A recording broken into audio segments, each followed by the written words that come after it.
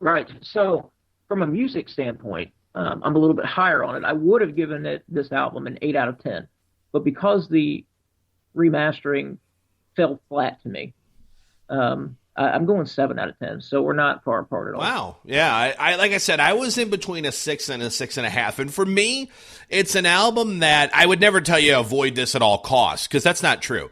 If you can, I don't know if we actually have, what this number would means this review equals this, whatever. But it's one of those albums where, if I'm just being honest, if you can stream it, go for it. If you want to check it out and you have a service like Spotify or something along those lines, you can be like, hey, let me check out Black Fate. Totally do that. You should absolutely do that. But to go out and buy the album hoping you're going to get some great, memorable tracks, I don't think so. That's just me. Right. If I had to choose one, I would definitely still go between Visions and Lies. Oh, but yeah. If you're a Black Fate fan, this would definitely be worth a purchase. Having said that, I want to bring this up real quick. I avoided Black Fate forever before I actually listened to them. And the reason is the name. Because Black Fate sounds like a death metal band to me. Yeah, I get that. But then I saw their artwork, and I'm like, but that doesn't look death metal. So I finally listened to them. So just... Isn't that funny?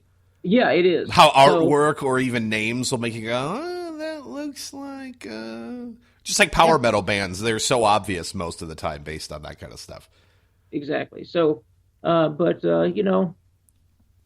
overall, I think it's very listenable. It's if you're a Black Fate fan, definitely should be part of your collection. But if not, if you're getting into this band for the first time, go with Between Visions and Lies. Agreed. That's Black Fate.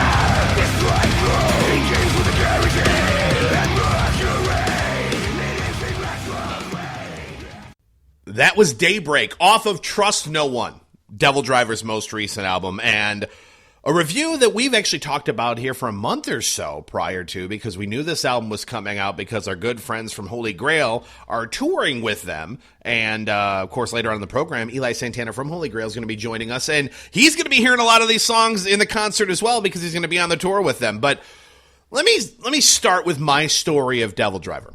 I, for starters, thought Cold Chamber was one of the shittiest, worst bands I've ever heard in my life.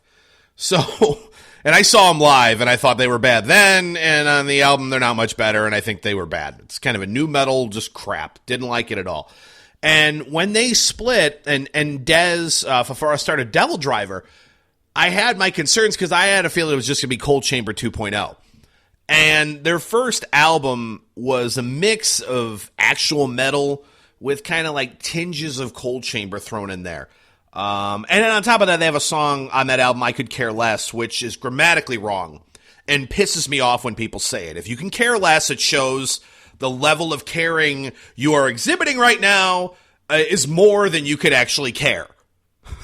If you couldn't care less, it means what you're discussing right now is so important, it'd be impossible for you to care any less than you do. It's I couldn't care less, not I could care less. People who say that piss me off, and that's the name of one of their songs off the album. So that pissed me off right away, too. Being judgmental, I don't care. Call me the grammar police, I don't give a shit. All I'm saying is that right away, it's like, oh, look at Dez. He has Cold Chamber, and he writes shitty song titles. And then Fury of Our Maker's Hand came out, the second album they did, and I about crapped my pants, because I thought it was one of the best albums I'd heard in a long time, and still to this day, it's my favorite album of theirs. There are 5, we talked about this before, about, track listing and order of songs on the album. End of Line, Driving Down the Darkness, Grand Fucked, Holding Back the Day, Sin and Sacrifice.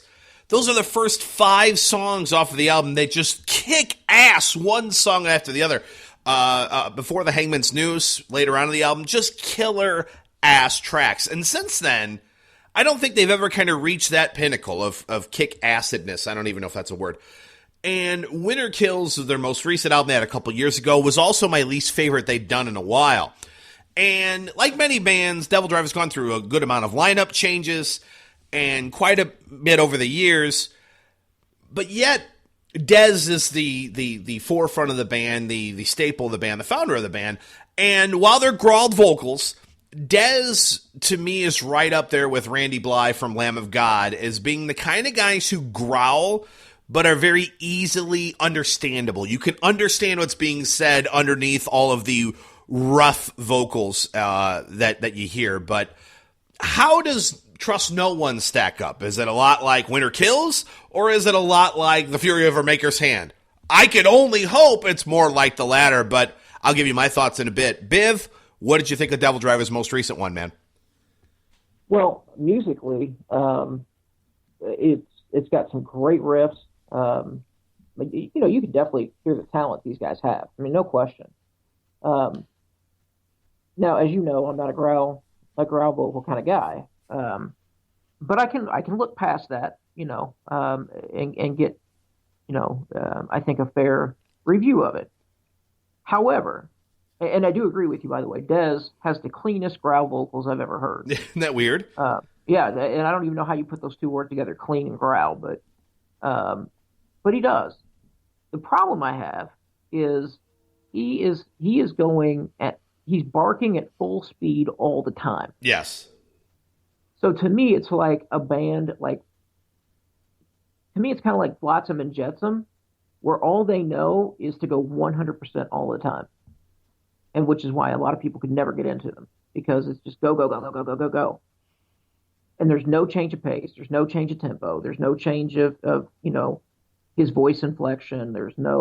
And so it gets tired by the third song. You're like, I just heard this twice, and so that's the problem I have with it.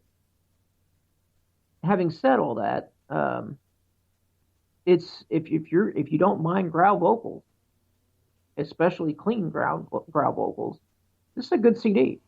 I just it's just the pace of the growling that I have the problem with. So, for me, I'm going to give it a 6.5 out of 10. Wow. It's a good but not great CD. If you're a fan of the band, you're probably going to like it. If you're not, it's not going to lure you in. Well, I am a fan of the band, so let me give you my thoughts. For starters, again, I'm going to say this again. You're tired of hearing it, but album's got to start a certain way. Again, like I said about The Fury of Our Maker's Hand, what makes that album so awesome is End of the Line is one of the best opening tracks off of any album I've heard in a decade, and I'm not exaggerating when I say that. So Testimony of Truth kicks this album off, and it's solid, but it's nothing great. It's okay. It's a solid track, and that goes through the first 4 tracks of the album. They're just, or the next 4 tracks, so the first 5. They're just good.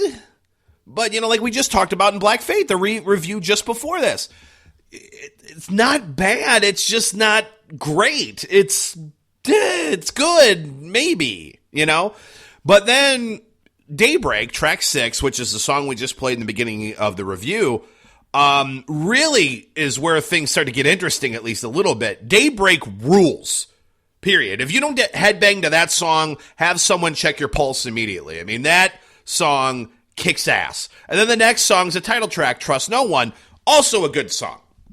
But then Feeling Ungodly, which is the 8th track on the album, kind of goes right back to the first 5 formula, which is solid and certainly not bad, but nothing that hooks you in, so to say. And then same with the final 2 songs on the album, Retribution and For What It's Worth. And it shows. It's just the album of meh. It just seems like an album that just got never off the ground. I guess it's like a movie, in a way that starts okay. It starts to lose you for a little bit, but I don't know, maybe in the middle there's some cool fight scenes or special effects that spark your interest, but then the rest of the movie is okay and it ends okay. You're going to walk out of the theater going, yeah, it was okay. I mean, there was a couple cool parts.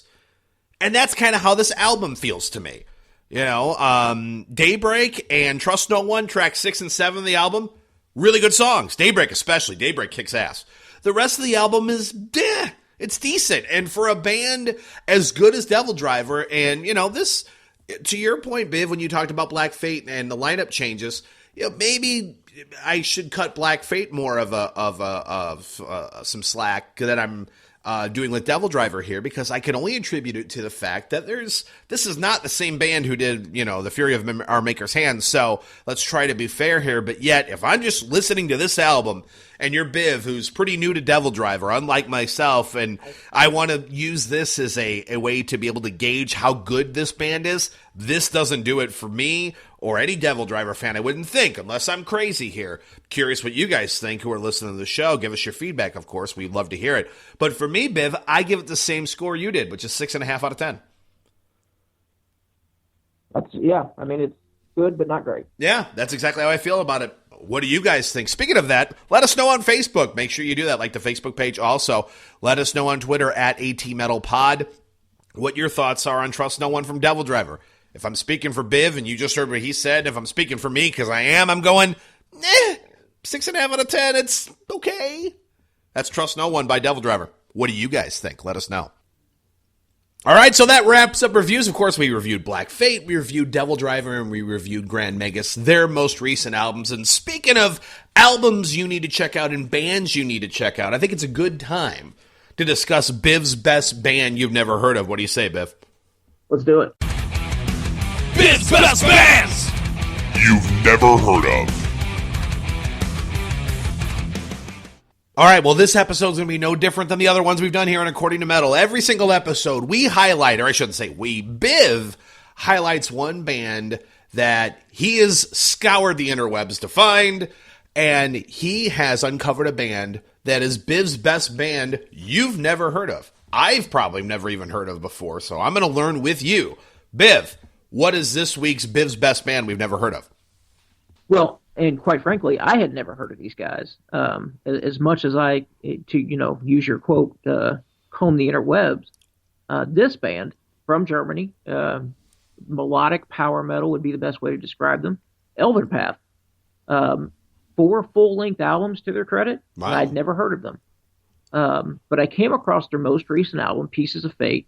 It was one of those, I was on Spotify and I was listening to something and it said, hey, if you like these guys, you'll like these guys.